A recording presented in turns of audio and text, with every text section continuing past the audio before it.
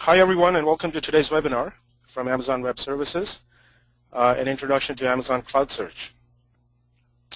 My name is Puneet Gupta. I'm Director of Business Development for Amazon CloudSearch.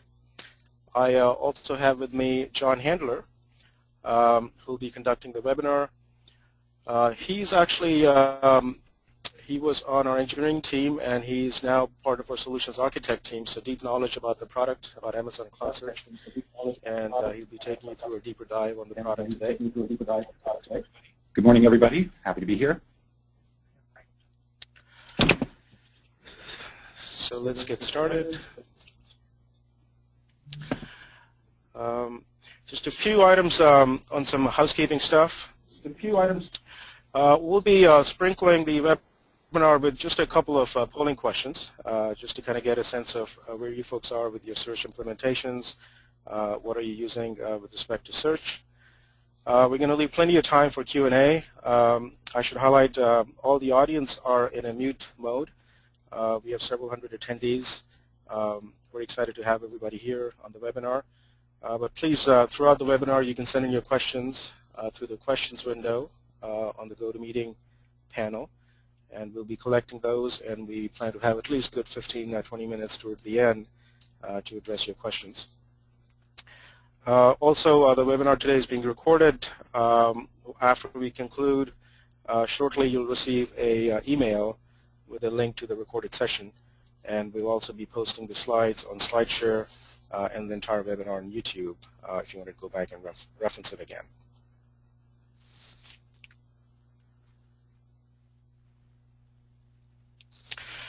So in terms of agenda and some of the highlights we're going to cover today, we'll start off with giving you some background and introduction into Amazon CloudSearch, hit some of the high notes right up front.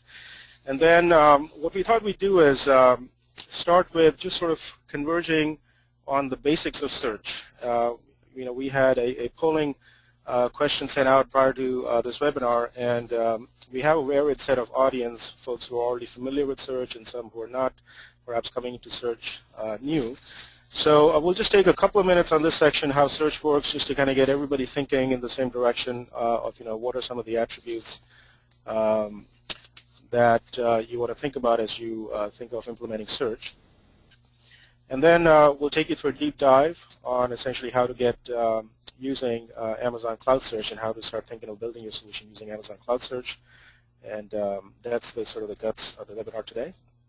After that, we'll come back and talk to you about the pricing model for Amazon CloudSearch. And then we'll also highlight some additional resources that you can go to basically follow on from this webinar and start building your solutions on Amazon CloudSearch. So Amazon CloudSearch, a fully managed and full-featured search service delivered via the cloud. Some of you may know Amazon has a deep history in search and background. One of the leading, or if not the leading, retail destination, Amazon.com, fields a lot of queries and traffic. And that's our heritage, that's our background. We've been obviously running that for many, many years. The team at Amazon who are familiar with search, who are doing some interesting work and deep expertise around search. So that's the background that Amazon CloudSearch inherits. That's what's led to the solution that we brought to market to you based on that background and experience. And you can expect Amazon CloudSearch also benefiting and adopting some of the key tenets of Amazon Web Services, and naturally the cloud computing aspects, delivery through the cloud, and of course scale. So one of the things we're going to talk to you about is the ability for Amazon CloudSearch to automatically scale for your data and traffic.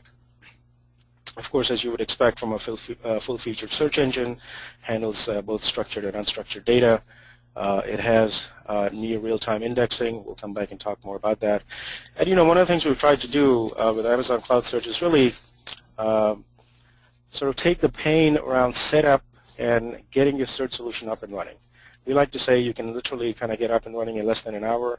We'll showcase you how you're going to be able to do that through this webinar. And the whole idea is just kind of get you familiar with working with Amazon CloudSearch, and you can quickly see results and then continue to tweak your infrastructure from there and get it to the desired result sets, or how you want to integrate your search solution into your applications.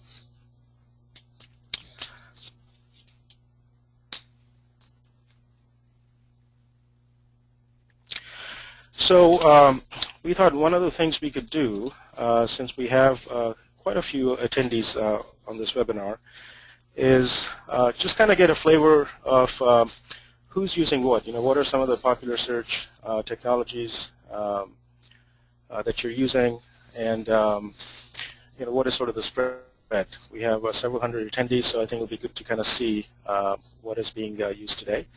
And I'm just going to give you, let's take a few seconds here to answer this poll, and we'll show you the result in just a second.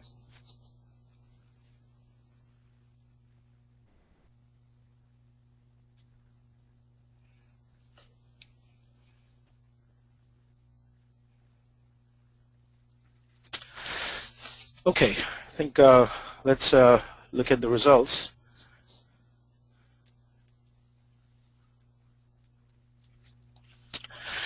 So actually kind of expected, open source has been very popular over the last several years.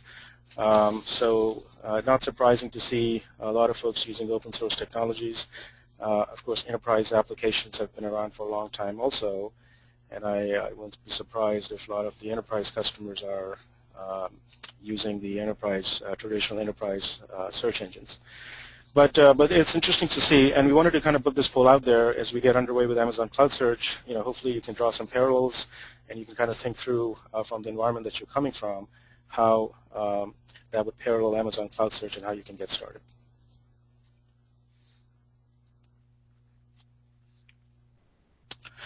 So with that, let me turn it over to Jon Handler, and as I mentioned, we'll just kind of cover some highlights around the basics of search.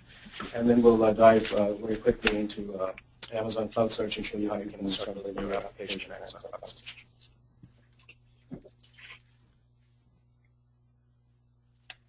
Okay, as Puneet mentioned, we have a very varied audience, and we wanted to make sure to cover some of the highlights of search and talk about search as a problem, and talk about how Amazon CloudSearch solves the search problem, and more generally how search engines solve the search problem, just to get grounded in some terms so that everybody can be familiar with what we're talking about when we get to the CloudSearch material. Search engines, I'm having trouble on the side. Got it.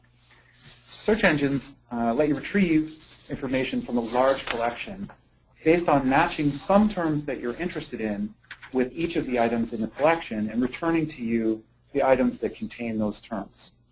An encyclopedia is a good example of a large collection of items. The items in this case would be the articles.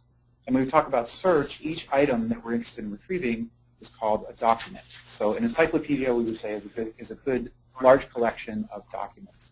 So let's say you're looking for references to U.S. presidents in the encyclopedia.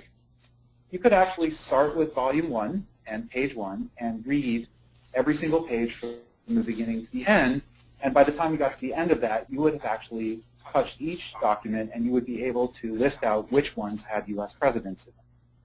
But that's actually a very time-consuming way to do that, and there are much better, more quicker ways that we can use. One of those is to split things into chapters and volumes, as we've done with encyclopedias. That actually limits the through to get to the information that you're looking for. But there is a faster, better way, and this is a way we've used for books, and it's the way search engines do it. What we do is create an index. Now, the index contains the list of all the important terms that appear in all of the articles, and then for each term, the index lists out which article or which document contains that term. For instance, the index entry for president would contain articles or page numbers for all of the articles that have the term president in them. So for Washington, Jefferson, Adams, and so on. You could look up presidents way more efficiently then. You would just go to the index, find the page numbers of the articles that you're interested in, and then turn directly to those. But let's say you wanted to find presidents who were from Virginia. So you could use the index then to find the term president, get the list of articles that have that term in them. Then you can get the list of articles that have the term Virginia in them, and you can perform the intersection of those two lists of terms to go directly to the articles that contain president and Virginia. When you send a query to a search engine, it does much the same thing. Now, we've come to expect more from search on the web, and as we look at search experience, the basic matching is just one component of the actual full search experience. So let's have a look at Amazon.com and walk through some of the features that we have all come to expect. First thing is we actually need to order the results in a way that makes sense so that we're not just looking at, for instance, an alphabetical list of all of the articles, or in this case, all of the books that mention U.S. presidents. So we do this by calculating a relevance function on each item and then sorting by that function. We've all come to be very familiar with search facets. In this case, facets are usually, and in Amazon.com, they're shown on the left side of the screen, and they provide us with counts of attributes that each of the results has. In this case, genre is a good example. We can see we've retrieved books that are in the action, adventure, comedy, documentary, drama, etc., and we have counts for how many of the results have that attribute. Range searching is a nice feature. We're able to search for a price from a particular range, less than $1, $1 to $2. We're able also to drill down into results by selecting attribute values. In this case, we can select the format of the item that we're looking for and limit our search results based on that. And we're able to build combinations of attributes that we want to search at the same time. So we can build complex searches that have both terms and attributes that we're searching for and limit our items that way. And finally, search has added more complex relevance functions like working in the popularity of particular items or user ratings. This gives us, all of these features really give us a rich search experience that gets us to the items that we want quickly. So we're going to turn from that overview to asking our second polling question, and we're going to get that up on the screen in a second.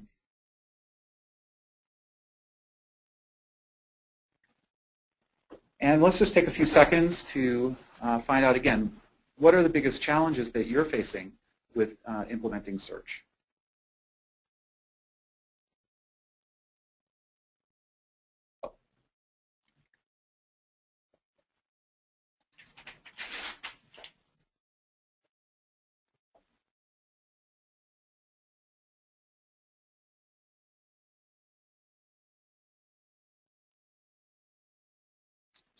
Okay, we see the votes coming in.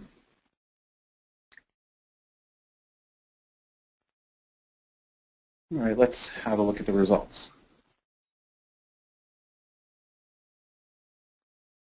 So what we're seeing here is a lot of you have issues with the complexity and managing the environment. For some of you, search means you have to provision hardware, you have to maintain that hardware, keep track of and deploy software, upgrades, and deal with downtime, provisioning. CloudSearch really manages all of this complexity for you with a simple pay-as-you-go model. We're also seeing a lot of people responding that scaling is an issue, and managing the scale of your problem really can be a headache. To achieve the best performance, you need to keep your data in memory, and that means figuring out your partitioning, running your master and slave searchers, replicating to handle additional traffic. CloudSearch automatically partitions your data for you to scale, partitions your domain for you to scale for both data and traffic. All you need to do is send data and send searches. And the last one I'll highlight is the learning curve and technical complexity. Search is a hard problem, and it's hard to get it right. And Amazon CloudSearch really hides a lot of the complexity of building a search service behind a simple, easy-to-use interface. And we're going to dive into that right now.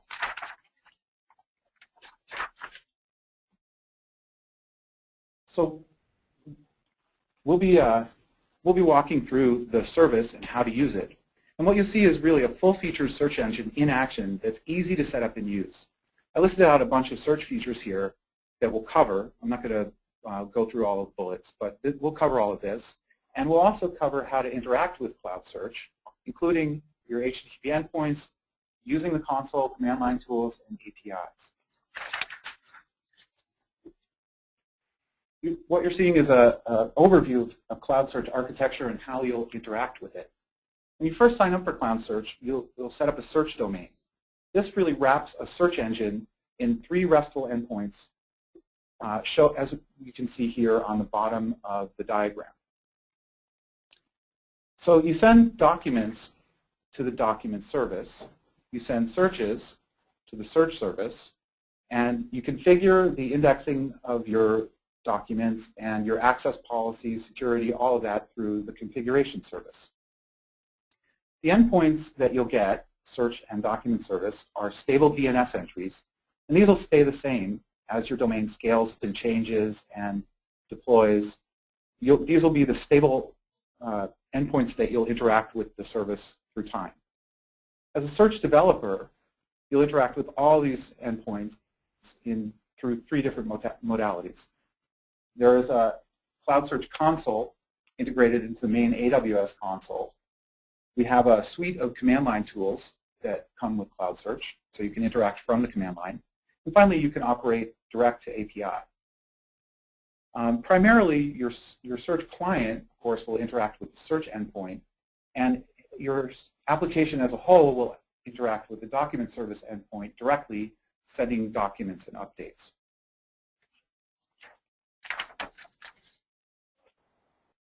So now we're going to step through an example of creating an Amazon CloudSearch domain.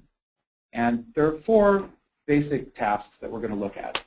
We're going to look at creating a search domain. Then we're going to look at how to structure your data and upload documents to your search domain. We'll talk through some of the configuration options and what they mean. And then we'll talk about how to integrate CloudSearch into your application. So what we see here is a snapshot of the console. And as I said, the console is a simple UI wrapper that hides a lot of the complexity of creating your domain and interacting with your domain. It's also really the main portal that you can use easily to manage and monitor the status of your domain. You'll see we find our endpoints here, and as well as the current deployment, searchable doc. You see that in a second. First time you log into the console, you're greeted with this screen and an invitation to create a domain.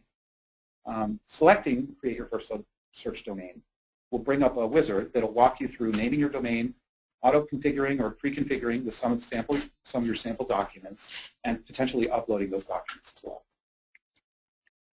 Once you run through that process, CloudSearch is then going to initialize your domain for you in the cloud, and your domain will be in a processing state.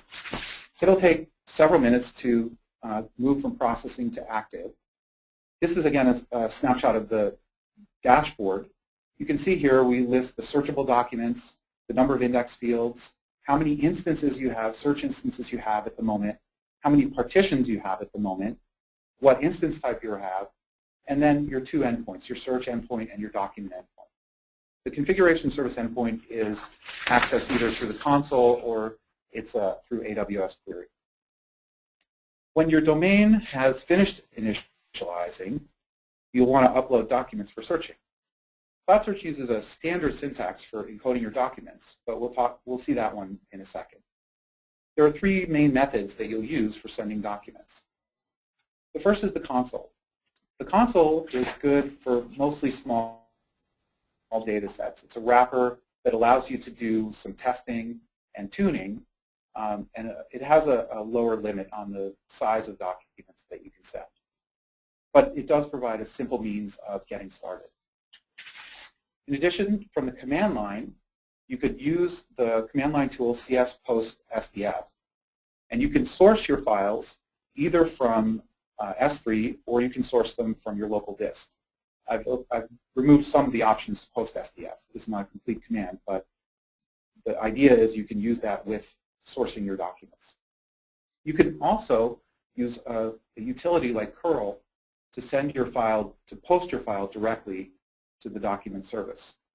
If you're doing that, or if you're working direct to API, you would use the URL HTTP with your endpoint, then 2011-0201. This is an API version, and as we roll API versions, that one will change.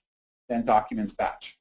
At that, if you post the document to that URL, it will be loaded into CloudSearch.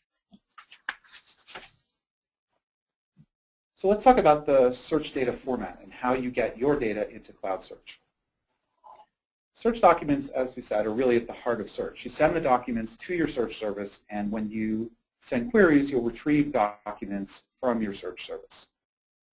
SDF is our proprietary format for representing search documents. You can send SDF in either XML or JSON, and I have on the screen a JSON example. If you don't know JSON syntax, I'll just walk quickly through it. The square brackets specify an array. When you send files to CloudSearch, you'll be sending arrays or batches of search documents. The wiggly braces specify an object, so in JSON, each search document is an object, and the object contains a set of properties with a name and a value separated by a colon. So let's look at some of those properties. Each document has an ID and version number, which uniquely specify that document and that version to CloudSearch. The type specifies what add or delete. When you send an add, the document is added to CloudSearch. When you send a delete, the document is removed from CloudSearch. The language specifies the language of the target language of the document's fields. At the moment, we support English only. And then the fields property also contains an object with names and values. These are the named fields that you're sending to CloudSearch with your data. So in this case, we have a title. This is an example that would be what we saw on Amazon.com. We have a title, an author, a year, a book ID, a popularity number, and a genre. You can see that fields can have either single values or multiple values. The genre has 3 values: biography, politics, and social science. It can have an integer value like the popularity, and it could be a single string.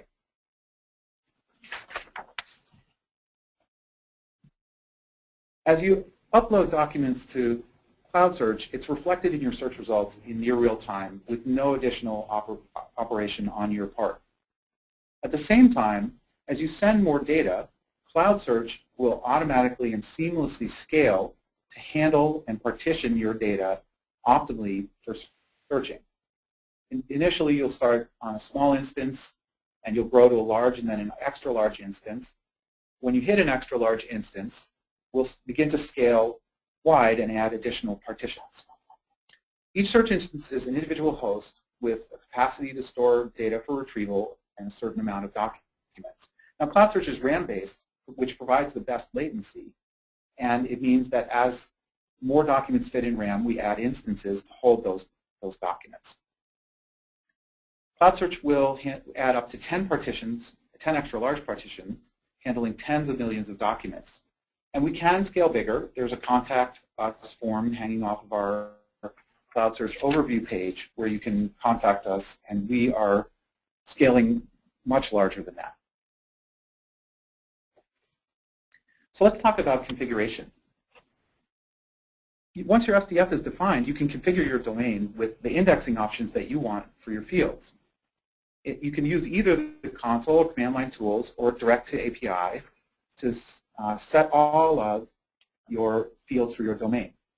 Included in the console and command line tools, we have a tool that does an automatic configuration detection based on a sample document set that you send. This will pull out the names of your fields and will make a best estimate as to what their types and options should be. It's very easy to get started and very easy to send a set of sample documents and get a configuration out of it immediately. having that configuration, it's also easy to update it. So you can access, again, through the console, as we'll see. It's very easy to set the type and options on each of your fields and update that configuration. And it's fully customizable. All of your fields you can set the different indexing options on each field, as we can see right now.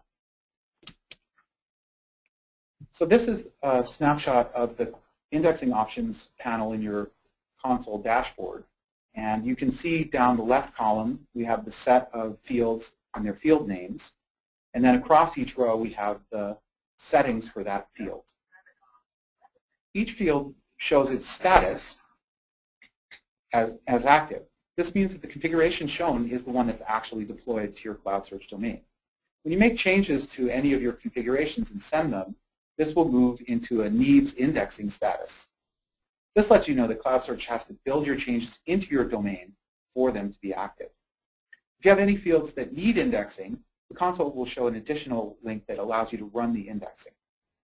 And additionally, you can run that command through command line tools and, again, direct to API.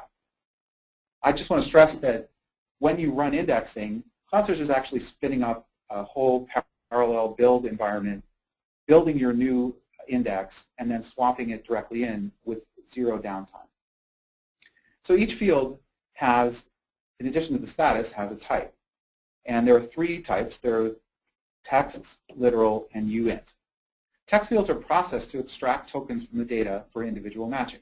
So for the U.S. President's example, we would process each article with the contents as a text field. So the terms in the query could match within the body of the article. Text processing also includes applying language options like stemming, stop words, and synonyms to each token in the data for that field. So a text field is fully processed. Literal fields are not processed as text. Instead, the entire contents is put in the index as is for exact matching. Uint fields are processed as 32-bit unsigned integers. You can use uints for range searching as well as a source for custom relevance calculations. In addition, you have a default value with, in addition to the type, we have three different field options. For literal fields, you can set the search flag to enable searching against that field itself apart from in a fielded way. If you set the facet option, that field will be available to return facet counts for values in that field. And finally, if you set result, CloudSearch will store the values of your documents in the index so that you can retrieve those values with your query results. But you have to be a little bit careful with result because this will directly grow your index size based on this amount of data that's in that field. Each field can also have a default value. If a document does not contain a value for that field, that document will receive the default value for that field. This is useful if, for instance, you want to retrieve documents that don't have a value for a particular thing like a popularity. You could actually put a string in there that you know beforehand and then search on that string to retrieve the ones that don't have that value. Finally, each field can have a source or sources that allow you to construct compound fields from the data that's in the values of that field for that document. For instance, you could create something called text that would take the author and title, and then that compound field would match against either of those values of those fields.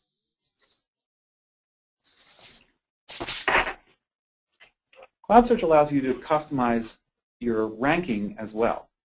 You can create custom relevance functions using a simple expression syntax employing arithmetic operators and allowing you to pull values from each of the document's fields.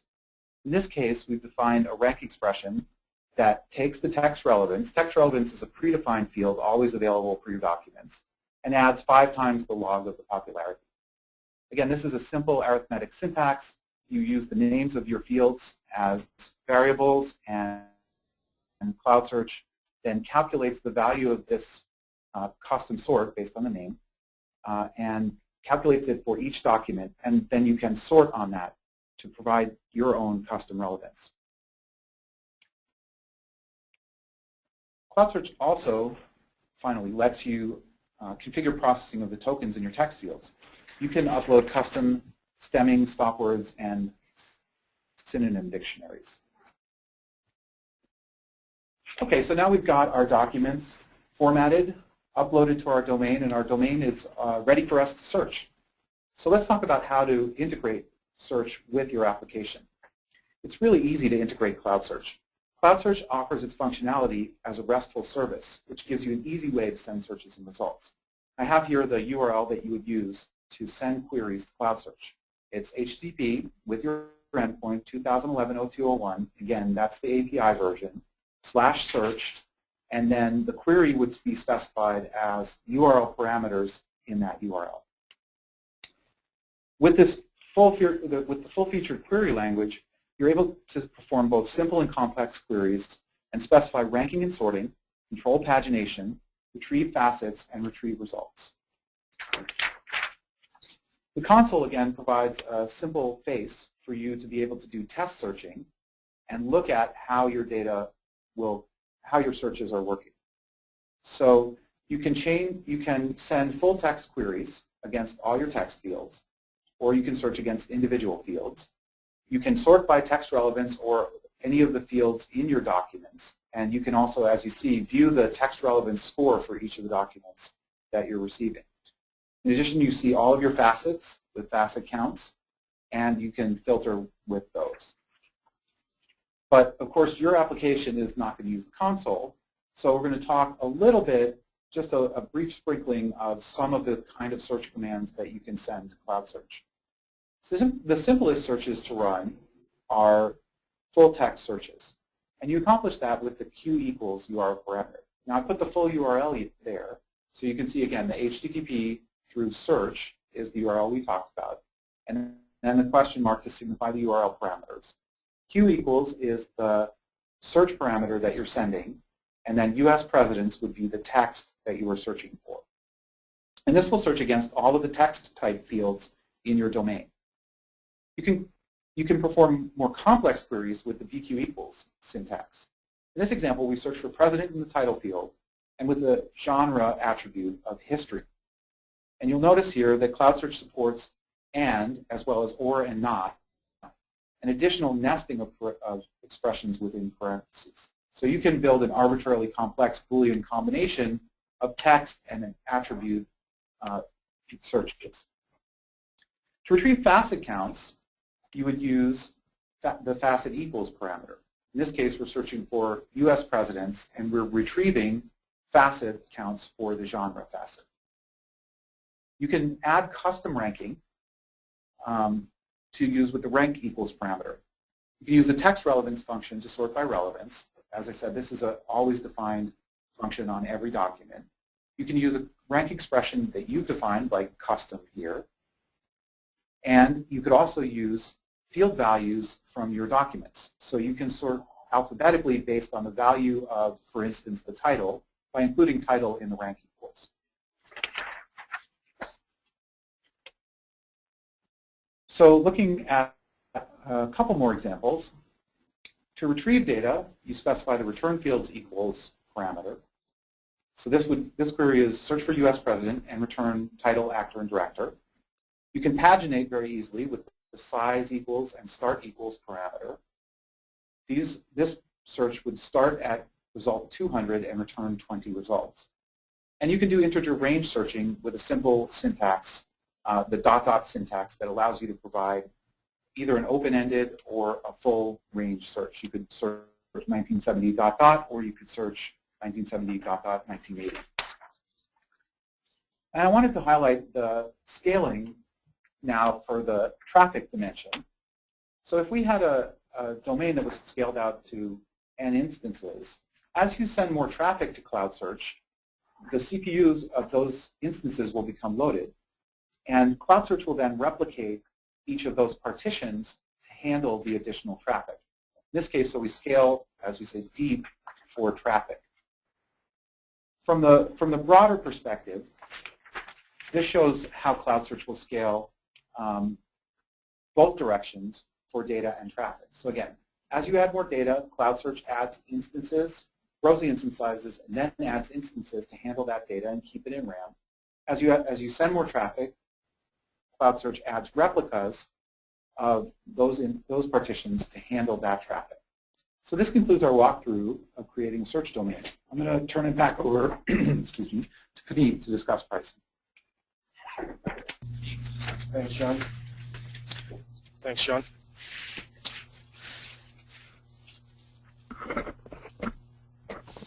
So let's look at our pricing model. Essentially what we have done is boil it down to three parameters, three items on which you're charged.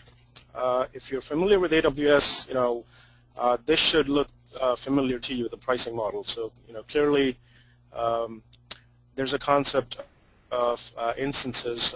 We call it search instances. And you'll be charged based on how many search instances your search domain or your search fleet is consuming at any given time. The second parameter for pricing is a charge for documents upload, and the third one is an index document request. So I'll give you background into each one of these and how they are constructed and added. Now again, like I said, the search instance types, presently we're offering three different Amazon Cloud Search instance types, small, large, and extra large, and that's the cost listed per hour. And as I said, as you get underway and start using Amazon Cloud Search, you would start off on the small instance, and as your data grows, or for traffic, as Jon explained to you how Amazon Cloud Search auto-scales your search infrastructure, additional instances will be added. For data, you would basically scale up, so you'll go from small and then to large and then to extra large. And then what we do is we start to shard your index wide across extra large instances, so we start adding additional extra large instances. For traffic, let's say you're on a small instance, and let's assume for a second if your data really isn't changing, you're not really sending a lot more documents or adding to your index, but if your traffic, for instance, doubles and it crosses our CPU threshold that we've listed, then we will add another small instance to serve your increased traffic. And of course, all of this goes in the reverse direction too, so conversely, if your traffic decreases or you take data out, then we will scale you down. So that's the search instance type. In addition to that, there's a small charge for document uploads. It's 10 cents per 1,000 batch uploads. So as you can see, it's beneficial to batch your documents into a single batch. Each batch has a 5 megabyte limit, and then it's basically 10 cents per 1,000 batch uploads. The third parameter is index documents request charge, which is at 98 cents per gigabyte of data in your search domain. Let me give you some background of when you would make this call or when this charge would apply. This is a feature that is available to you through the console or through the APIs that you can invoke.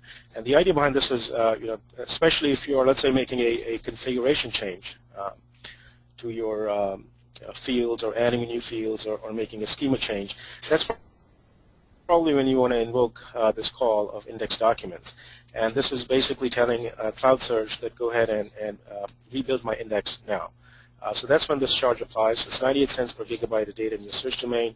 The way you want to think of your data now, we store your data, the documents that you upload, in an internal format. So it won't be one-to-one correlation to the data that you uploaded, but that's a good gauge of how this charge would be computed.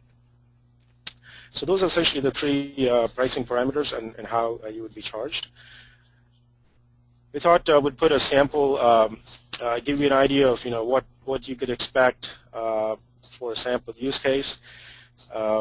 And before I kind of go down this list, one of the things, one of the challenges in how to sort of put a pricing point out there is, in the world of search, one is it scales on a couple of different dimensions, data and traffic, and then what kind of resources you end up consuming is also the function of the complexity of your queries, the size of your documents, the configuration that you are applying to your index, or more importantly, the schema that you're applying to your index. So all of those change what your index size might end up being, and then consequently the resources that need to be provisioned on the back end to support that. But if we just look at this example here, let's say you have you want to send 1 million documents to Amazon CloudSearch, average size about 1K, and you have an update rate, let's say ballpark 10% of your documents, so maybe 80K or 100K per day, and you're sending 1 million queries a day. Let's say perhaps simple queries, and then you issue one index document request call per month. With that as the backdrop or parameters, you're looking at about roughly $97 per month in terms of cost, and this would fit on one small search instance for Amazon CloudSearch.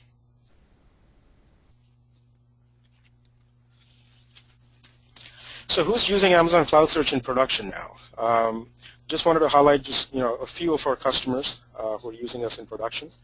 As you can see, there's a wide range of use cases, from SmugMug for photographic images, Sage for bioinformatics, medical research, NewsWrite for news information and content licensing. So it's basically a general purpose search engine that you can apply across different verticals and use cases. We have a partner, Search Technologies, that's doing some amazing work on top of Amazon CloudSearch. They have basically taken Wikipedia and built a new interface using Amazon CloudSearch behind it. So if you have a moment, you can check them out. I wanted to list some top requested features, some of the things that are on our roadmap that you can expect to see come out this year. As typical with any new Amazon web service, you can expect us to cover multi-AZ, support for multi-AZ, and then we'll be launching across the globe, across different AWS regions, additional languages support, and then autocomplete feature and highlights. You can expect to see that come out soon. Let me throw some resources and what you can expect to find if you go looking for more information for Amazon CloudSearch.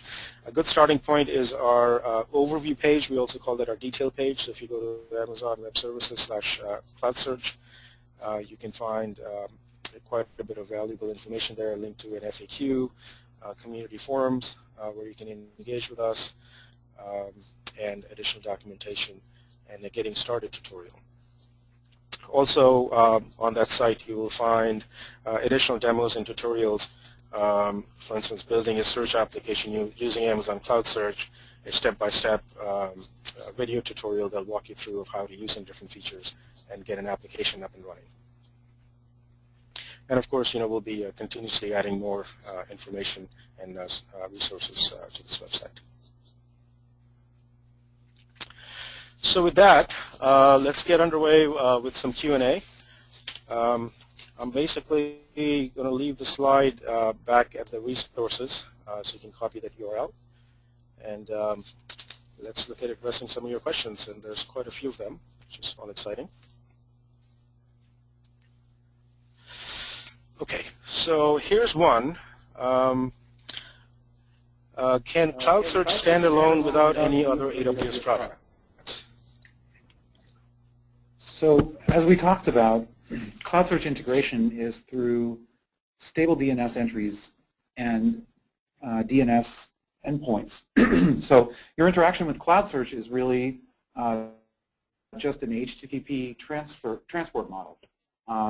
There's no requirement on any additional AWS services or other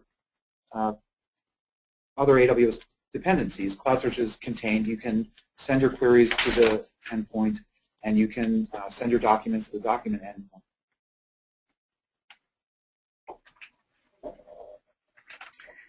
Okay, we have.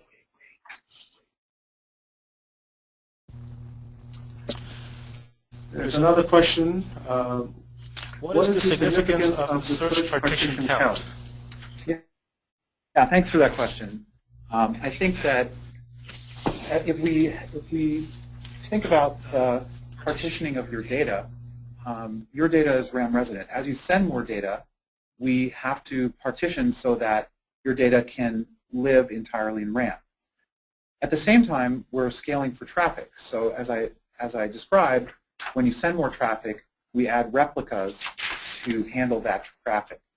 So you could have one partition and 5 instances, and you would see then a 1 and a 5 in your dashboard. So the difference there is the partitions count how wide or how much data we're holding in RAM for you, where your instance count counts how many actual instances are running at any given time to handle the query load from your domain. Another question says, what is the optimal size for batches? So optimally, each batch that you send has a little bit of overhead attached to it. If your batch contains a single document, then you'll incur that overhead for every document that you send to us. By batching, you then get the cost improvement of not having to run that overhead for each document. So we set the 5 megabyte limit, but if you can make your batches that large, that's the best. As large as you can make them is the optimal size. Okay, let's see. Okay, let's see. Is it possible to use CloudSearch? Is it possible to use CloudSearch in a 100% encrypted manner? So you can send documents via HTTPS and retrieve queries, again, via HTTPS. CloudSearch, the index itself is not encrypted, and there's not a way to encrypt your data within the index itself. The security model that we have is IP whitelisting. So your document and search services have IP whitelisting built into them so that you can specify the set of IP ranges that are allowed to contact those hosts.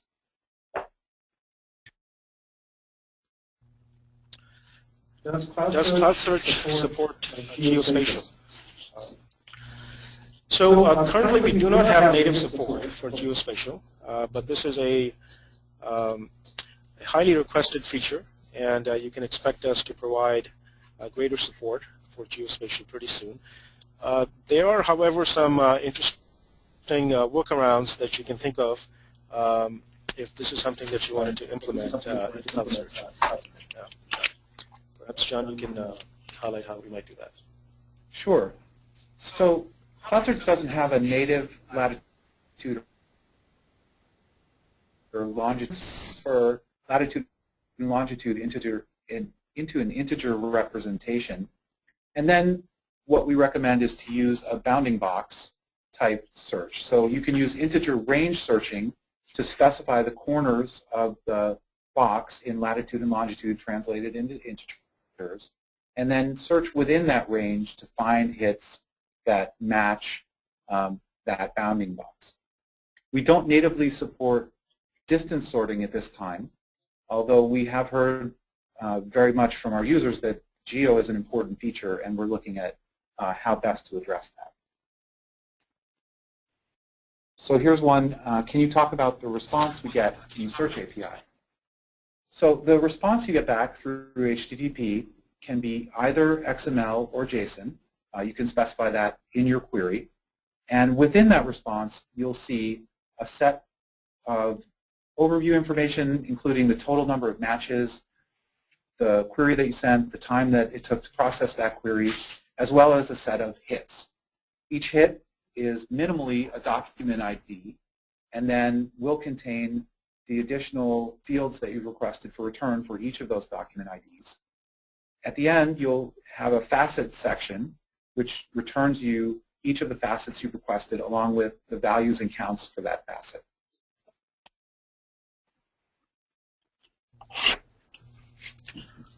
Another question is, will the 1 megabyte per document restriction be removed in the future?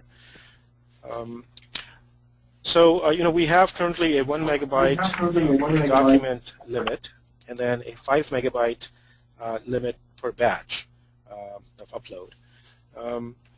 What I suggest, if this is if this is an issue with you, I suggest you contact us, and we can look at it on a case-by-case basis. You can certainly expect us to cover more ground in this area as we go, but if this is an immediate showstopper, we can certainly look at your case and figure out how to get you past that limit. Here's one question. Can you suspend the service and then restart? This is, again, a question that we've heard a couple of times, and at the moment we don't support any kind of suspend operation. What you would do is you would delete your domain, and then you would have to recreate and reconfigure and send your data to it again. I would say that the console provides a very straightforward way to do that, and you're looking at really the overhead of sending your documents in.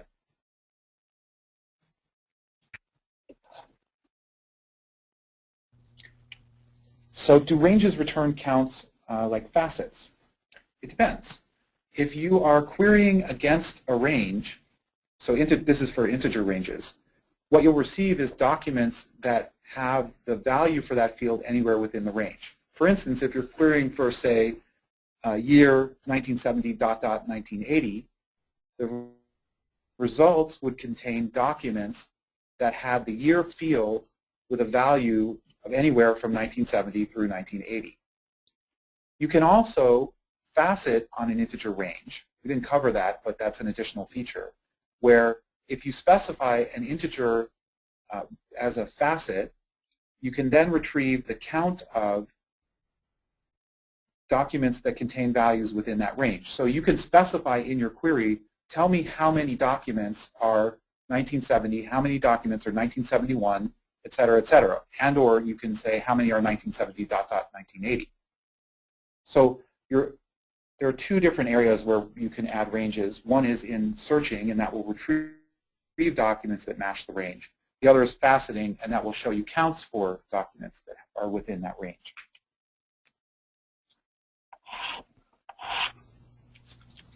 How does the default relevance work, and can I customize relevance? So getting a little bit into the relevance calculation, relevance is based really on two different components. The first component is a value of the terms that are matching. If I'm searching for U.S. presidents and a document contains those terms, I'm going to look at how frequently does the term presidents appear in the entire corpus. So in the entire encyclopedia, how often do I see presidents? And then I'm also going to look at how often the term presidents appears within a particular article. So if the term presidents is rare across the corpus and it appears many times in a particular article, then that article is going to have a higher text relevance. The second component of text relevance is a closeness score. So as we look at it, if I search for U.S. presidents, I'm going to prefer documents where the two terms U.S. and presidents appear close to one another rather than farther apart. Roll all those up into a single value, as we say, the text relevance. And that's a function that's computed for each document. In custom relevance, again, you can combine that score with other integer values from your documents and sort on that additional that field that you've created.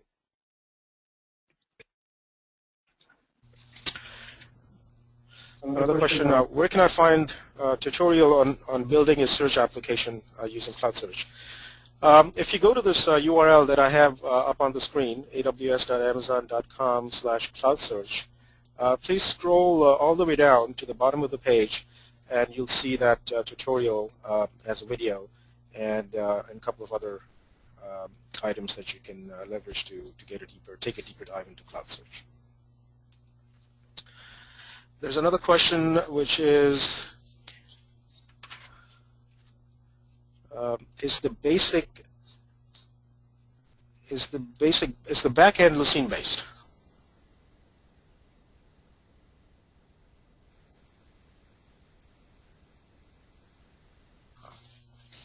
CloudSearch a lot of the work has been done at Amazon over several years in building a search solution and a search engine, and that's the primary search engine and technology that is behind Amazon CloudSearch that we brought to market.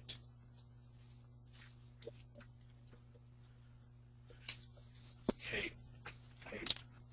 So a couple of questions here. Is SDF the only input format? SDF is the only format that you can send to your document service. Within creating SDF, within the command line tools, and also to some extent within the console, we do have a tool that will allow you to convert many standard formats like .doc and PDF into SDF. There's a caveat there. This is a somewhat experimental tool, and we're digging in to see what are exactly the features that people need. But we do have tools that aid in creating SDF so that you can send it to your CloudSearch domain. Another question, can we plug in external security filters, and how will that affect facet counts? And there was another question about filtering. So I just wanted to talk a little bit about deploying multiple types of information to your single domain and or filtering your domain based on security concerns. So as we saw in the BQ equals example, you can add individual attributes to your query to allow you to restrict the match set based on values of that attribute. And I see the security question very much in that light, where you would perhaps want to have particular users or groups that were allowed to have access to a particular set of documents. You could accomplish that by adding the group visibility attribute to your document and then using that in your query to limit which results you would get. The document into the document, and then in your searches you could restrict the matches that you get to a certain set of document types. All of that is outside of the question of facet counts. Facet counting goes against the currently matched set of documents. When you apply filters, you limit this matched set. Then facets are computed for each of the values of the attributes that are in the matched set itself.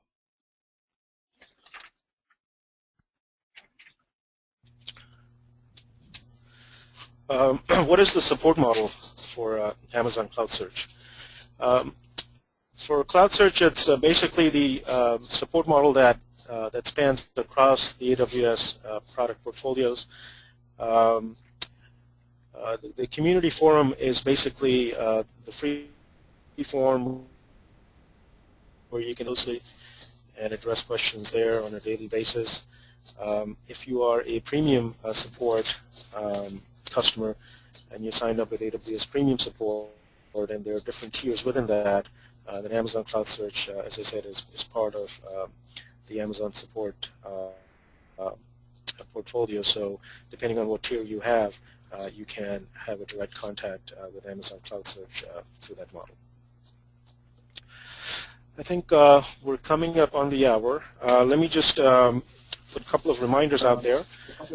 One is, as I mentioned, the webinar is being recorded, and we're going to be sending you an email with the link to the recording. In a series of webinars that we are planning to bring to you, you can expect us to come back to you with customer case studies, some best practices, and things in that direction. So if you're already signed up with the AWS email marketing list, then you can expect us. We'll notify you through that channel about upcoming webinars. So with that, I want to thank everybody for taking the time and joining us today on this webinar. And thanks again, and we'll talk to you soon.